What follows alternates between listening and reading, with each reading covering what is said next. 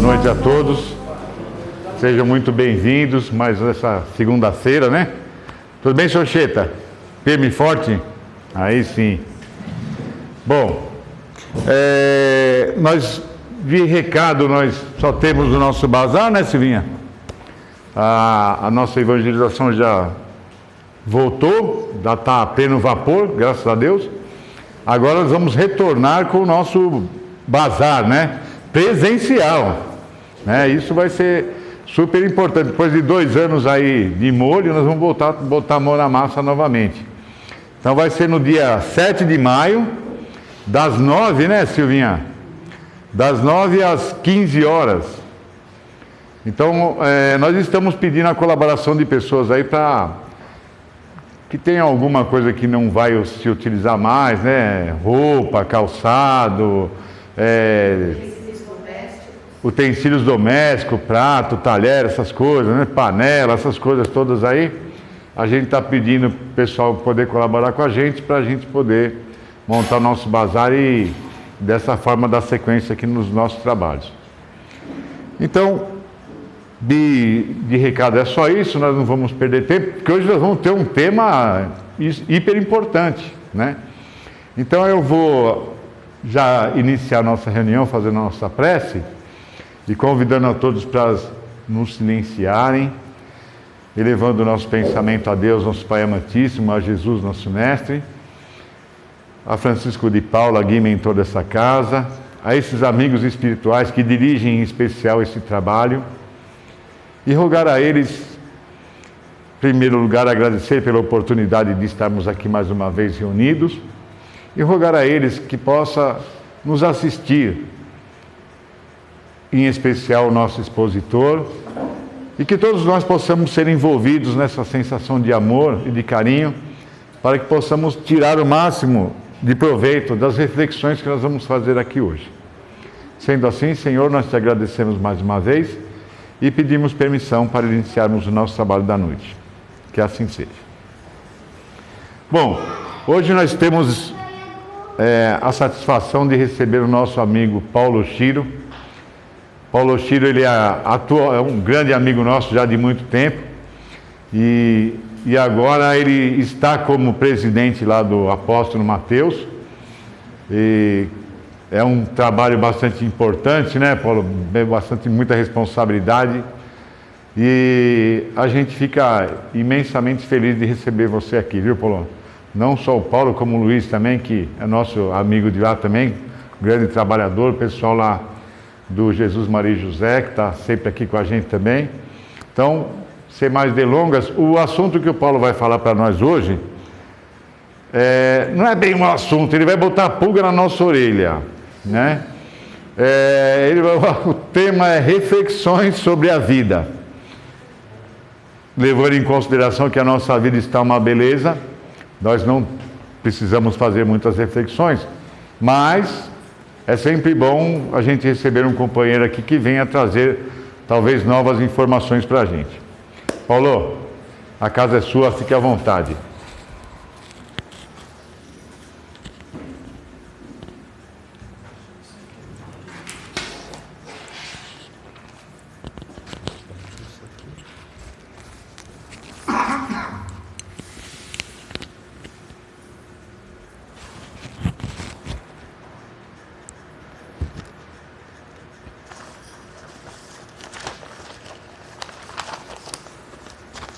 Boa noite a todos.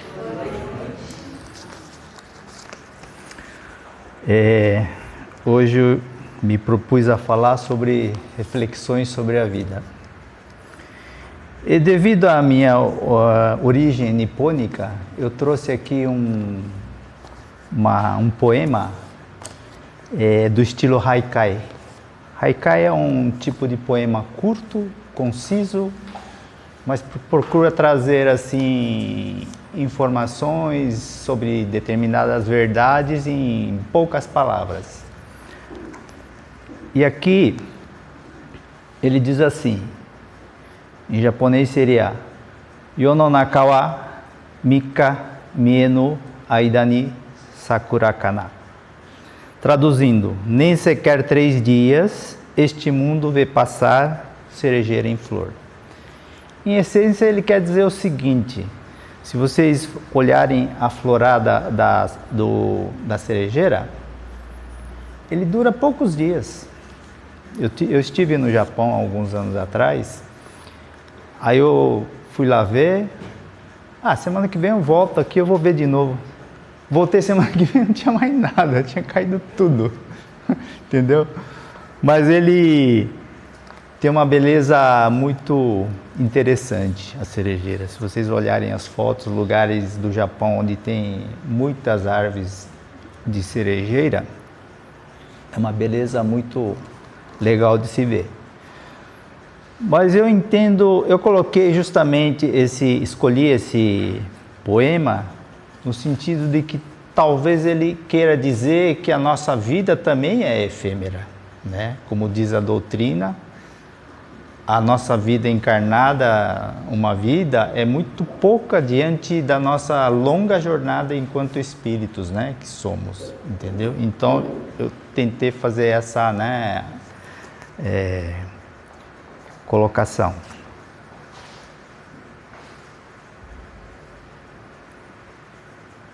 E outra coisa agora que eu queria falar é que quando eu refleti sobre a vida, dá para ver sobre dois pontos de vista. Um seria sobre o ponto de vista que tem a vida onde a gente vive o mundo visível e tem um mundo invisível. O mundo visível é esse, né, que a gente está encarnado, tem o nosso corpo, tá? E aí, eu na adolescência sempre tive muita preocupação de saber o que é a vida, né? E sobre por que as pessoas adoecem, por que morrem por causa de doença. Então eu tinha muito essa preocupação. Então eu fui fazer uma faculdade onde me desse certas respostas. E lá eu estudei sobre todo o sistema esquelético, todo o sistema muscular, sistema nervoso, sistema de circulação, né? Sistema digestivo, o que é vida a nível celular, a nível de órgãos, a nível molecular, a nível bioquímico, entendeu? E lá, se você entender bem, dá para você entender do ponto de vista material, você tem um bom entendimento do que é a vida, entendeu? Mas isso não foi suficiente. No momento que caiu na minha mão o Livro dos Espíritos, eu entendi um pouquinho mais profundamente esse outro lado, que é o mundo invisível, né? Sobre uma outra vida, entendeu? E aí que cai a questão, né, de que estamos encarnados, um dia estaremos desencarnados. De onde viemos? Para onde é que a gente vai, né? Para que a gente está vivendo nessa vida? E aí a busca da resposta, né? Qual é o sentido da vida, né? Então acho que ao longo aqui da minha apresentação, nesse tempo curto, vamos tentar refletir um pouquinho sobre isso, né? Primeiramente, em relação às nossas preocupações diárias, né? Quais são as nossas preocupações diárias, né? Eu acho que, em geral, no fundo, a gente se preocupa mais com as coisas materiais, né? No fundo, né? Não é, Washington? Acho que quase 100%. A gente fala, né? A gente estuda do espiritismo, mas na hora do vamos ver, a gente fica muito preso, né? O nosso trabalho, a preocupação de pagar as nossas contas, o aluguel, né? Conta d'água, conta de luz e todas as contas, né? E depois tem as situações afetivas, né? Se existe amor na família, quando está tudo bem, mas às vezes tem briga, tem desentendimento, né? Tem separação, tem uma série de situações onde deixam as pessoas numa situação difícil, né? E a outra questão é, temos esperança? Ou será que a gente tem desesperança, né? Tem momentos que a gente tem esperança, né? A gente sabe, né? Eu acho que quando a gente volta lá para dentro da gente, volta lá para a nossa essência, né? No fundo a gente tem esperança. Mas de vez em quando a gente cai na desesperança, né? Por causa das situações que acontecem no nosso dia a dia. Eu acho que não é muito difícil de acontecer isso, né? Agora a pergunta é, esse conhecimento que a gente vai adquirindo ao estudar, ao ouvir as palestras, lendo um livro de cunho espírita, esse conhecimento da vida futura ajuda no enfrentamento dessas preocupações cotidianas, diárias? É uma pergunta. Será que ajuda? Por que ajuda? E como é que ela ajuda? Né? Então são reflexões. Eu acho que assim, a resposta que eu cheguei é que fazendo esse estudo a gente chega na consciência do que é a verdadeira essência de nós mesmos e da vida, entendeu? Eu acho que com isso a gente encara com mais respaldo, né? E assim a gente consegue assim superar as dificuldades da vida. É essa a conclusão que eu cheguei. Agora uma outra situação é o céu e o inferno.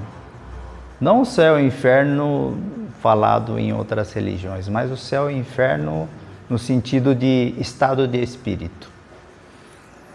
Olha como que é a situação. Outro dia eu perdi minha carteira de motorista. Aí eu fiquei desesperado, né? Caramba, onde que eu derrubei essa carteira? A gente cai no inferno, não é? Cai no inferno por quê? Falei, caramba, onde que eu perdi? E agora? Como é que eu vou dirigir por aí se eu estou sem a carteira? Se o guarda me para, me leva até o carro, né? Apreende o carro, né? Então você vê como é que a gente cai fácil, né? No inferno.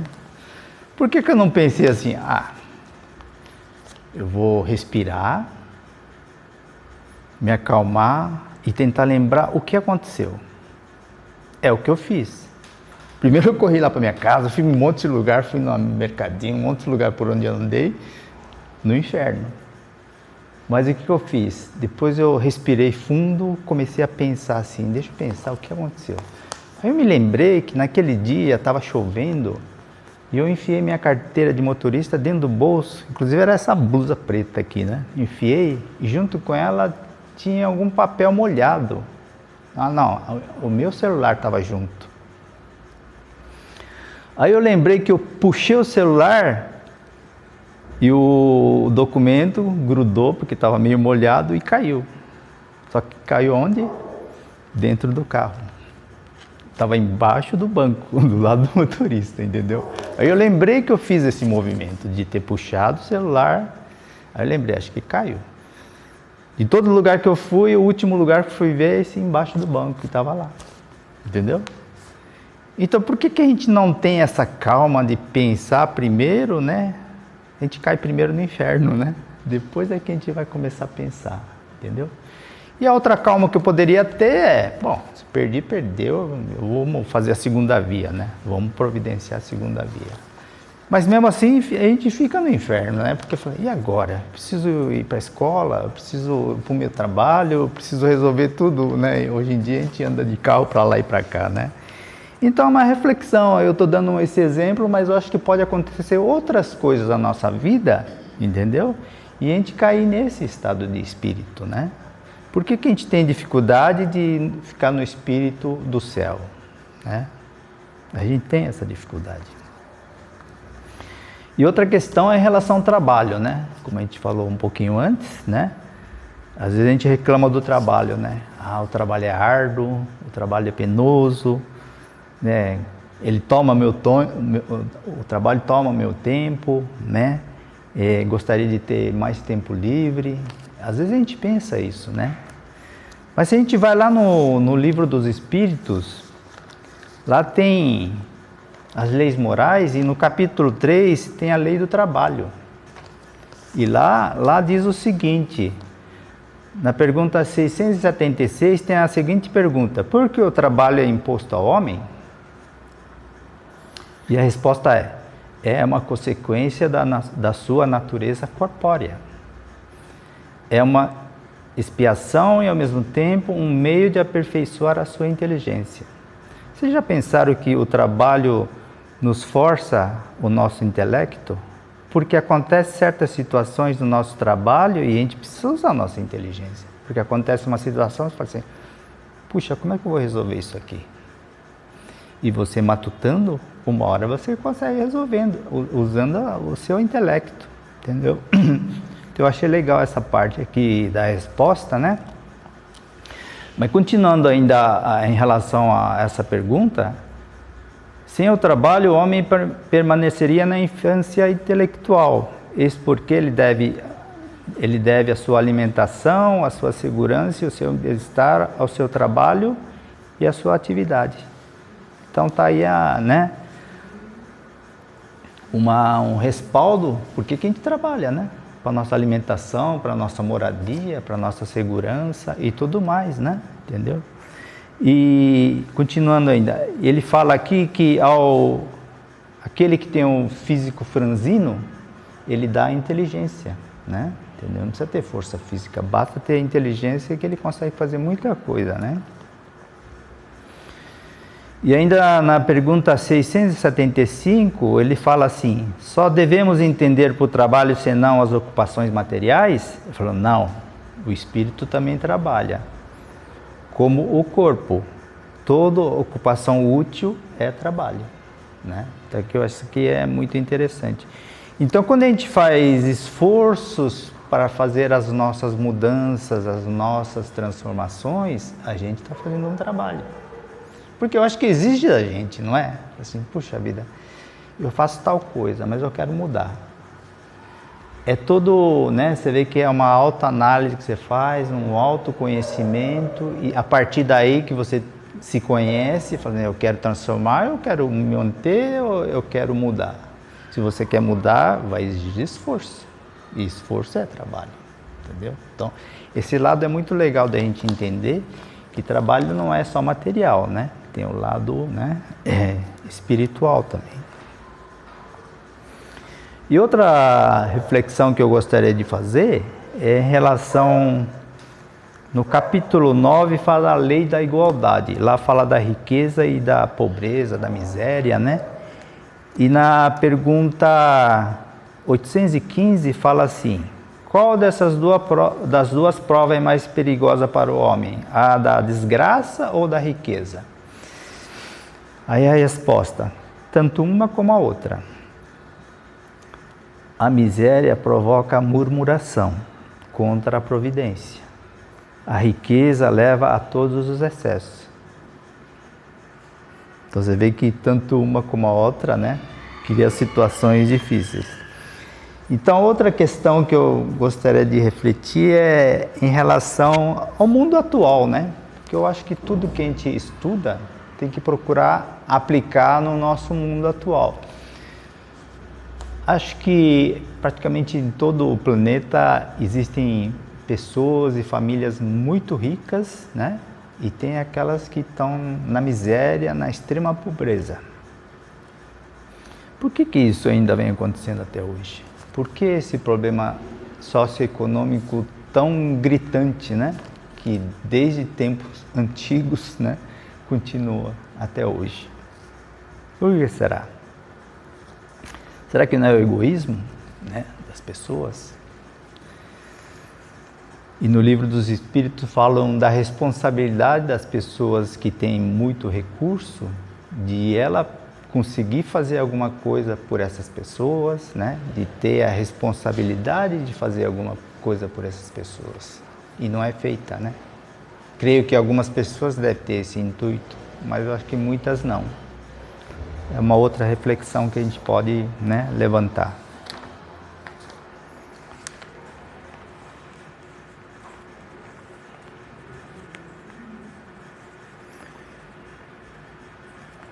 Uma vez quando a gente estava naquela reunião de sexta-feira, Washington, Uma vez eu afirmei que a loucura e o suicídio, a depressão, poderia ser prevenida com um bom entendimento do Espiritismo. Aí alguém falou assim, e Paulo, onde é que está isso aí que você está falando? E agora, durante a preparação de hoje, aí eu fui lendo, achei, está bem no comecinho do Livro dos Espíritos. Está lá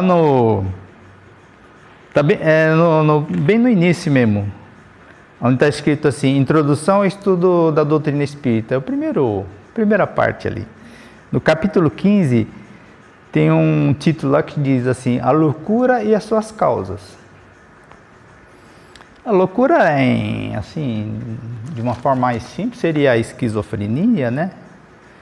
E aqui, dentro desse tema, está incluído o suicídio, né?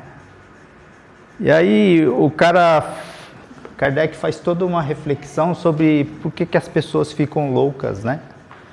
Aí ele chega à conclusão que é o excesso do uso do cérebro. Aquele cara que estuda muita matemática, muita física, às vezes fica louco, entendeu? Aquele cara que estuda muita música, em excesso, fica doido também. E na religião é a mesma coisa, aquele cara que exagera, né, lá e mexe demais com o órgão cerebral também fica doido. É essa a conclusão que ele chega. Mas um trechinho assim que eu pensei de lá, que eu achei interessante, diz assim, ó, entre as causas mais frequentes de superexcitação cerebral, devemos contar as decepções, as desgraças, as afeições contrariadas, que também são as mesmas causas frequentes do suicídio. Quer dizer, tanto causa loucura como suicídio, as desgraças, né? As decepções, as afeições contrariadas, e a gente vê isso, né, no mundo atual, né, acontecendo essas coisas. E aí como é que é essa prevenção? Aí na sequência tem um outro trechinho que diz assim, eu resumi dizendo que o verdadeiro espírita que entendeu os ensinamentos, as suas convicções lhe dão uma resignação que o preserva do desespero e, consequentemente, da causa da loucura e do suicídio, tá? Entendeu? Então, isso aí é a convicção que ele consegue através do bom entendimento do que ensina o Espiritismo. Então, é uma prevenção contra a loucura e o suicídio, tá? Então, tá aqui a resposta, eu acho. Só procurar, né? Só procurar a gente acha, né?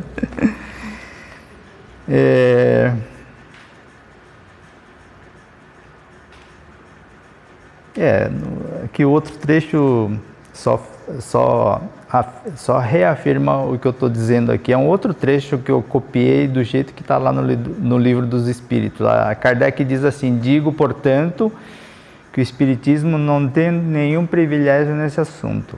Quer dizer, o cara que se excede no estudo do Espiritismo pode ficar louco também, mas é pelo excesso do uso da máquina cerebral, né? E ele fala assim, eu vou mais longe, digo que o Espiritismo bem compreendido é um preservativo da loucura, tá? Palavras de Kardec. Aí eu fui buscar outras fontes além do Espiritismo, tá? Para tentar clarear um pouquinho mais. Aí fui buscar ali na medicina chinesa tradicional, que lá fala de 4 portas do perverso. Quais são essas 4 portas do perverso? Seria os olhos, o ouvido, o nariz e a boca. São as 4 portas que estão na nossa cabeça, né? Dos sentidos, né? Aí o que ele fala? Os olhos. O que será que a gente está olhando no dia a dia? Será que a gente está lá olhando a TV, olhando lá o político corrupto, falando jornal lá que fala de assassinato, de acidente, de desgraça?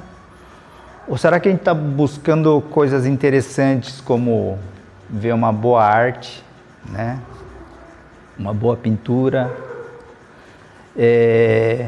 olharam um filme que fala de amor, né, que fala de cuidar das crianças.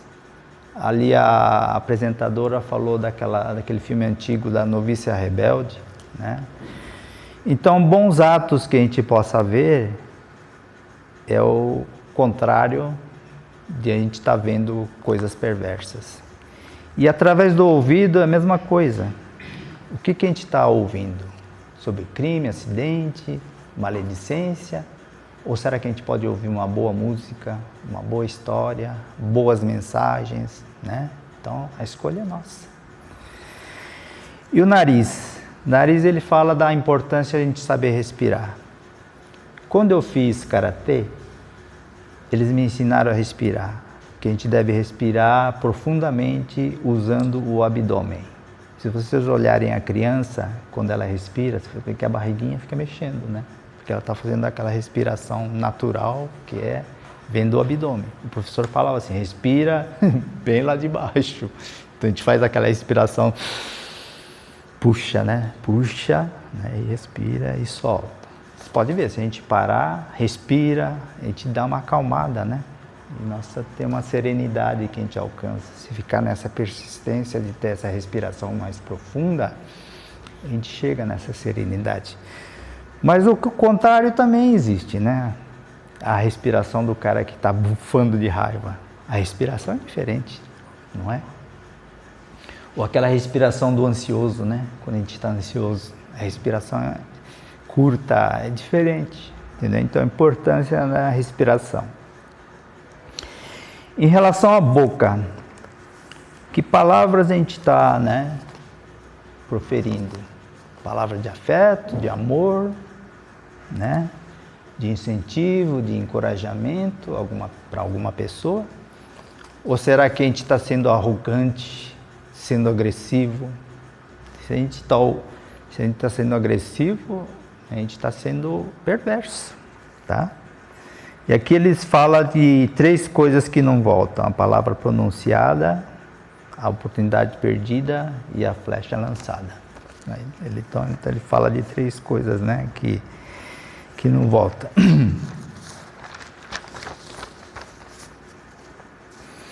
E mesmo em relação a essa medicina tradicional chinesa, é a mesma conclusão que eu cheguei quando eu fui estudando o Espiritismo.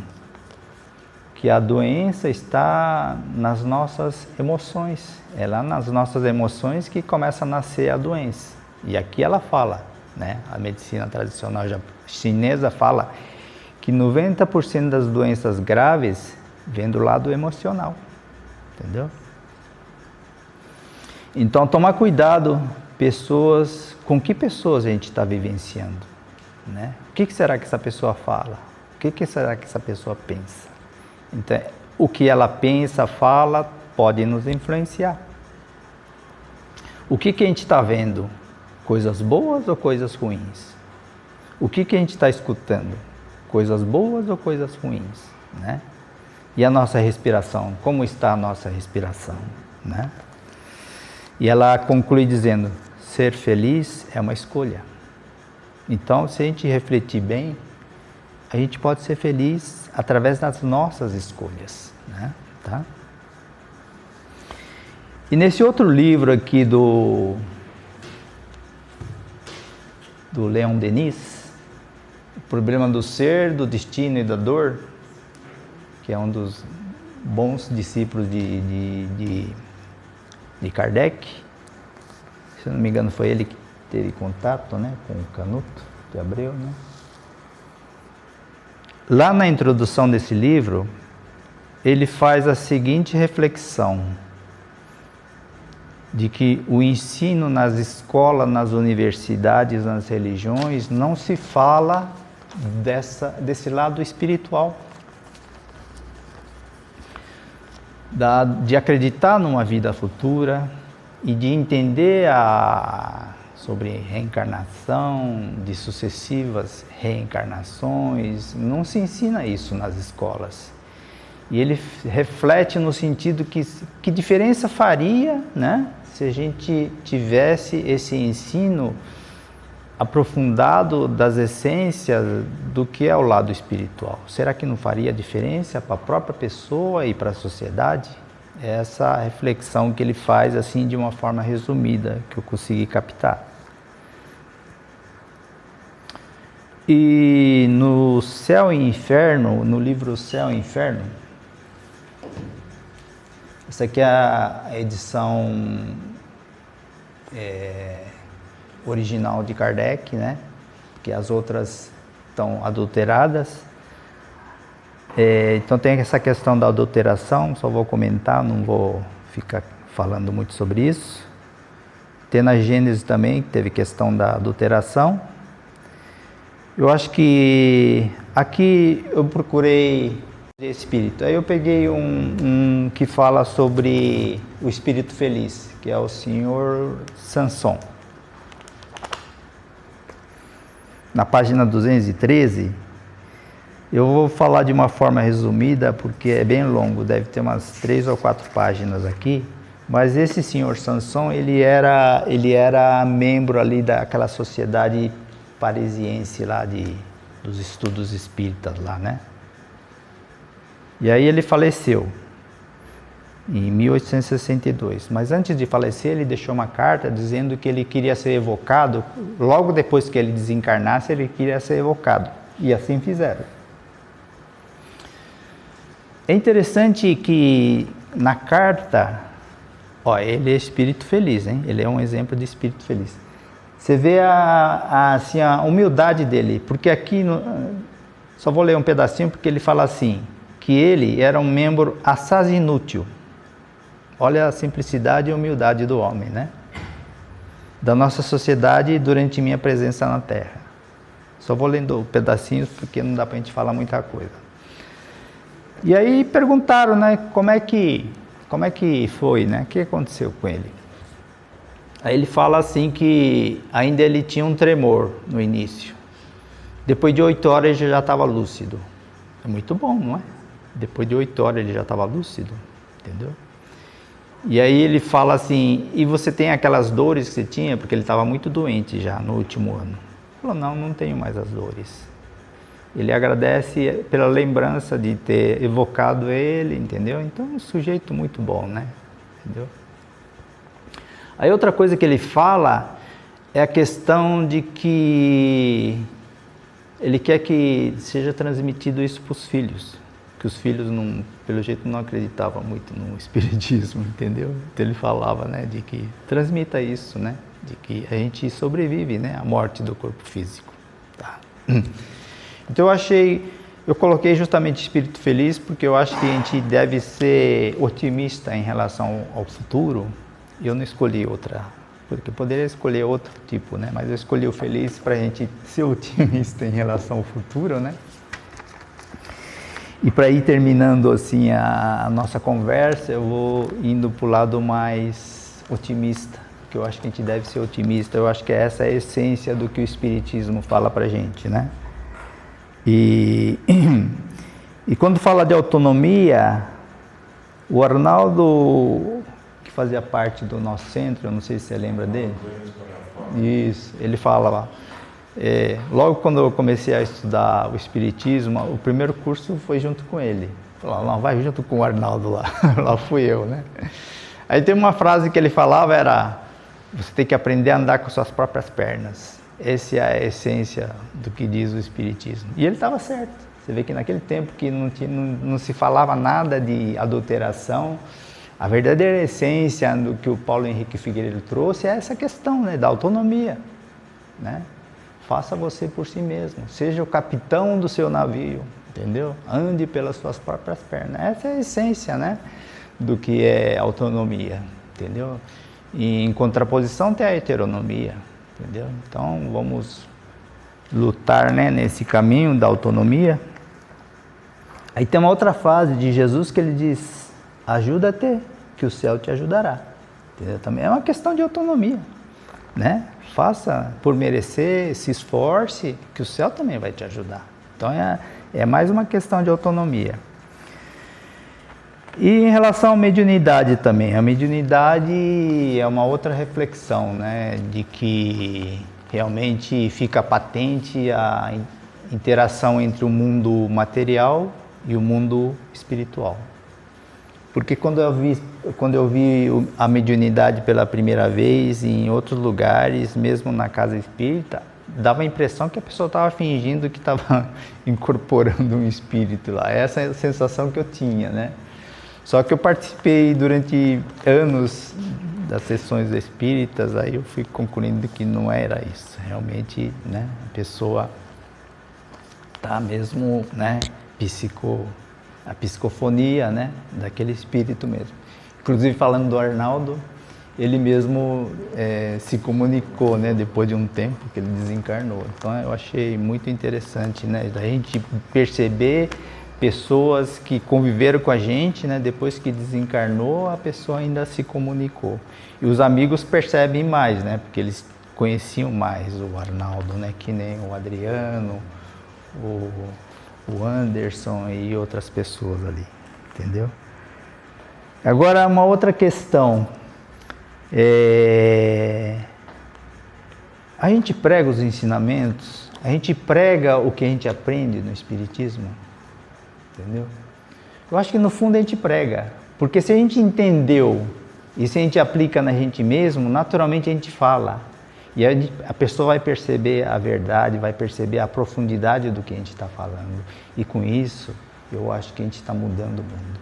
Parece uma coisa pouca, mas eu acho que é assim que a gente vai ajudar a transformar o mundo. De pequenas coisas que a gente vai falando, e mais do que isso, da nossa própria atitude, da nossa, né, pelo exemplo da nossa ação, que eu acho que ensina muito mais, e isso também vai ajudar a transformar o mundo. Pequenas coisas que a gente faça na nossa família, junto dos nossos amigos, às vezes até com pessoas que a gente não conheça, então a gente pode estar influenciando a sociedade. Daí a importância, né, da gente estudar, entender, aplicar na gente primeiro, para depois, né, ela se torna natural, você vai falar natural e vai fazer naturalmente, né? Eu acho que é assim que eu acho que é outra reflexão, acho que a gente ajuda a transformar o mundo, né? Eu acho que o meu tempo está acabando, João? Está quase, né? Quase no limite. Tá, né? Então, finalmente, eu acho que no final a gente não poderia esquecer de falar de um homem que esteve aqui há 2000 anos. Ele rodou ali perto, né, do Mar da Galileia, viveu na região da Galileia, depois andou por outros lugares, falou coisas muito interessantes, que arrebatou pessoas, que fez outras pessoas ensinarem o que ele estava falando. E esses ensinamentos chegaram até nós. Está lá na nossa Bíblia, né, da Igreja Católica, está lá o Evangelho segundo o Espiritismo, está lá os ensinamentos deles. Mas de todos os ensinamentos que ele fala, tem um que fala assim: não faça ao outro aquilo que você não quer que te faça. Se a gente pegar só esse ensinamento, eu acho que a gente já vai ter uma conduta muito boa perante a nós mesmos e perante as pessoas. Não é verdade, gente? Eu acho que é isso. Então Jesus diria que ele assombrou o mundo, né? Através dos seus ensinamentos. Às vezes eu fico imaginando o que será que ele fazia quando era criança? O que ele falava para as outras crianças? O que ele falava para o pai dele, para a mãe dele, para os irmãos dele, para a vizinhança? O que ele fazia? Como era o comportamento dele? Eu fico imaginando, porque não tem essa parte da infância dele, né? A única coisa que tem é aquela passagem que ele está lá no meio dos doutores da lei ali, né? E os caras ficam abismados das coisas que ele fala, né? Entendeu? É a única coisa que eu lembro que tem no Evangelho, né, Washington? Então é isso. Eu acho que tinha mais outras coisas para falar, mas eu acho que já dá para refletir alguma coisa. Alguém quer perguntar alguma coisa, comentar alguma coisa? Se não passar. Esse seu questionamento faz com que a gente comece a analisar nosso comportamento robótico, né? Fazer todo dia a mesma coisa, buscando sempre as mesmas coisas. E a gente muitas vezes não para pensar, para analisar o que nós estamos fazendo realmente, né? Então a gente tem que entender também que as pessoas que optaram pelo Espiritismo estão seguindo essa linha, né?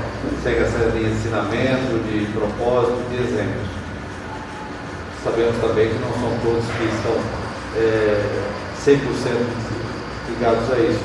Mas percebemos que o mundo, de alguma forma, está recebendo espíritos com outra mentalidade, tá? Não seja talvez uma mentalidade religiosa, mas uma mentalidade de renovação, de evolução. Então a gente percebe que isso hoje está vindo, essas crianças vindo agora, você já sente que elas já têm uma outra linhagem, não tão direcionada a uma crença, a uma religião, mas a um comportamento de integridade, de coletividade, de ajuda aos outros. Eu acho que isso está vindo, né? Essa semente que você falou, que a gente vai falando, é muito importante. Muitas vezes nós não conseguimos transmitir essas questões nas nossas casas espíritas, porque as pessoas muitas vezes vêm para medir o seu problema, a sua dificuldade, né? Mas depois que passa aquele processo, passa aquele problema, ela tem a oportunidade de analisar e ver, não, eu posso mudar, eu posso seguir uma outra trajetória. Uma outra coisa que a gente pode refletir é o seguinte, a questão de que, na verdade, a gente está imerso dentro de uma sociedade que não tem os mesmos conceitos que a gente, né? Tem certas coisas que a gente acaba fazendo, que nem você está falando, né, Luiz, de que parece que é automático. A gente faz porque todo mundo faz, entendeu? Mas tem coisas que não é coerente com o que a gente fala no Espiritismo, entendeu? Então a gente tem que buscar essa coerência, né? Talvez ajudar um pouco a transformar o mundo, né? Para ela ficar um pouquinho mais coerente com o que a gente estuda, naquilo que a gente acredita, né? Talvez precisa dessa transformação. Talvez por isso que o mundo está do jeito que está, né? Precisa trabalhar esse lado espiritual, né? Esse lado interno, né? Do ser humano, né? Talvez falta isso aí. É o que eu penso, né? Entendeu?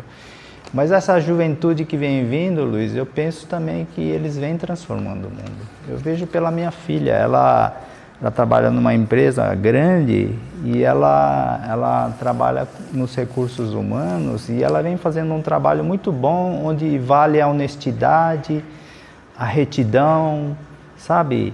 Conceitos, né, importantes de ter uma boa conduta, entendeu? E às vezes ela bate de frente com pessoas que estão lá há muito tempo dentro da empresa, entendeu? E aí cria uma situação difícil. Mas o que acontece é que os chefões da empresa entendem que ela está fazendo um bom trabalho e dá respaldo para ela, não para os caras que vêm fazendo coisa errada, você entende? Então, eu acho que é através dessas pessoas que têm esse tipo de atitude que o mundo vai mudando, entendeu? Chega de corrupção, chega de desonestidade, né? Tem que ser correto, reto, né? Eu acho que é assim que o mundo vai mudar, entendeu? Então é isso, gente. Tá? Muito bom. Eu posso fazer só um comentário? Sim. Nós não podemos deixar de lado, não podemos nos esquecer que nós vamos transformar esse mundo. Então nós já começamos, né? Através de reflexões, através do estudo da doutrina espírita, acho que a gente já começou a modificar esse mundo. Primeiro nós vamos tentar modificar o nosso interior, o nosso mundo, para depois projetar isso para fora. Mas não é só isso. Esses espíritos que vêm hoje são espíritos que já vêm com mais bagagem. E nós, quando voltarmos aqui, nós vamos, com certeza, eu pelo menos, eu acho que a gente precisa fazer essa reflexão. Quando nós reencarnarmos aqui, nós vamos vir com um novo conceito e uma nova proposta. Então nós, indiretamente, nós já nos estamos preparando agora para a mudança que vai vir. Então, nós vamos ser aquelas crianças serelepe que vão voltar aqui querendo revolucionar tudo. Sim, sim. É isso? Eu penso igual. É isso mesmo, só que de uma maneira amorosa, não violenta, né? Então é isso, o Espiritismo é bonito porque faz que a gente, com que a gente tome essas ideias, essas reflexões sobre nós mesmos, sobre cada um de nós, né? Mas o interessante, se a gente observar a sociedade, você vê que ela vem incorporando as ideias espíritas. Eu tenho uma senhora que trabalha comigo, ela é evangélica, mas ela fala, na outra encarnação, não sei o quê. Aí você assiste as novelas, tem o tema reencarnação, tem o tema, né, vida após a morte, nos filmes, nas novelas, nas conversas. Você vê que o assunto, ela vai infiltrando na sociedade ali, aqui, e vai transformando, né, João? Vai transformando. Não tem, eu acho que não tem outro caminho, porque o mundo precisa progredir. Para progredir, precisa, né, pegar essas ideias que o Espiritismo trouxe. Não é para tornar todo mundo espírita, mas sim a entender a ideia, né? Então, e o trabalho ele já vem sendo feito, né? De transformação, ele é paulatino, ele é tranquilo. É como o raiar do dia. Você tá no breu, de repente você vê, você o sol aparece. Então, essa transformação é mais ou menos assim, tomar essa analogia do alvorecer, né? Como nossa evolução, como as coisas vão acontecer. Então isso é uma esperança para a gente. É natural, né, João? É isso aí, gente. Obrigado, Paulo. Valeu. Aí, olha, o Paulo tinha feito no começo uma perguntinha, uma reflexão, mas será que o Espiritismo ajuda nessas reflexões todas, né? Toda essa conversa final, ela girou em torno de uma visão pós-morte, né? E eu acho que a informação melhor que nós recebemos através do Espiritismo, do próprio Cristo, é essa vida após a morte. E é esse conceito de vida após a morte que nos dá esperança, como o João falou muito bem, né? Só de pensar que nós vamos retornar, e quando retornarmos, certamente retornaremos melhores do que quando saímos aqui. Isso por si só já nos enche de esperança, né? E nos faz olhar o mundo e a vida não de uma coisa pequena, estreita, mas simplesmente uma coisa muito grande, que ao mesmo tempo que é momentânea, ela é eterna, né? Então, por mais dificuldades que a gente passe, nós somos espíritos imortais. Nós estamos fadados à perfeição e à felicidade. Só estamos no caminho, mas estamos fadados à felicidade e à perfeição. Então, Paulo, muito obrigado pelas reflexões. Foi um prazer muito grande ter você aqui e esperamos que você volte mais vezes aqui para trazer essas reflexões aí para a gente. Dando sequência no nosso trabalho, então